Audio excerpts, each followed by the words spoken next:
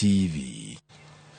Ramogi wadhi nyime yudo pod wan mane mago motendre kod weche ma biro kaluore kod masiche kama maromo ji 33,609 osewito ngimagi masira mar apaya higani ka apaya ma Nairobi Nakuru moselal kod ngima ji mathoth makwan gi nyalo romo 173 higani.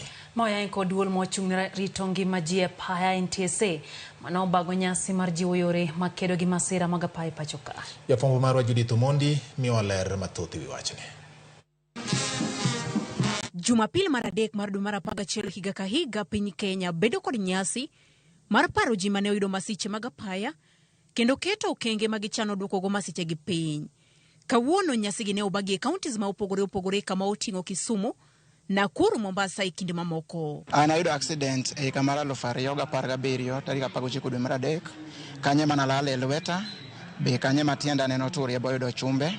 Gima nyalo wacho accident seche matimore wakwayo joma nigi lony mondo sudu machiegni nikech aben joma nigi lony ne machiegni ok ndaturo tienda ok nobedo nigi plate tienda nigi place nikech joma ne resa ne gionge gi yo ma ginyalo resa go maber to be na kinyalo dhaw negi nikech ne gidwaro yo ma de gikony go ngimana. Kaluore gi report mar NTSA, higani mangima maromo ji 3,609 osewito ngimagi kaluore kod masiche mag apaya ka dwe mar 10 kende to maromo ji 330 ne owito ngimagi.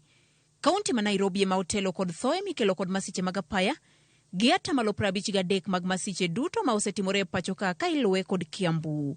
Kata obedo ni kwanno ni piny ka ipimo kod higa ma okalo, dwaro nitie mondo med jiwo kenge mag duoko piny masiche mag apaya.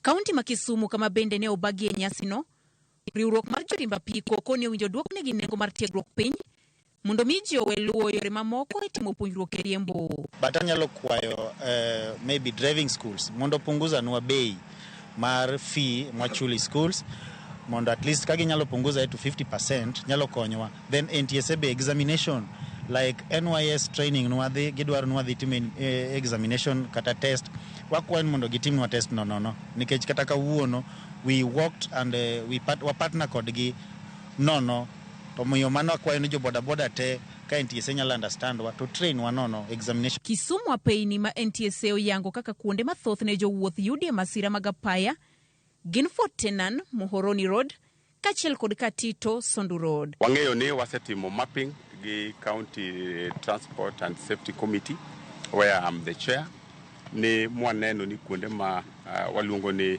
black spots. Aparo ni Ojola en one of the areas. Kuonde ma nitie chiri ni machiegni kod barabara. Aero en one of them. Kidhi Sondu bende nitiere, Nyamware, Muron. Mago kuonde mwase mapot. Mwase keto plans ni waketo signs ma nyiso jogo manie barabara. Nika digi speed mamalo. Mapiny. Kaunti ma Nakuru kama pisa mag NTSA ken hakori mamoko ne ochopie gikoni gichano keto tipo mamako rapim mar ng'we nyamburko mondo duok piny masiche mag apaya gi 20%. The CS of Transport and Roads directed that speed cameras be erected in various high-ranking places along the Nairobi-Nakuru Road, what we call the A8, and various places have been identified in which there is a process of trying to procure those cameras that will ensure that there is enforcement in terms of overspeeding, and we anticipate that with that measure we shall reduce accidents by 15 to 20%. Kwan mar masiche mag apaya kata kamano higani odok piny kod maromo ji 300 kipimo kod higa ma okalo.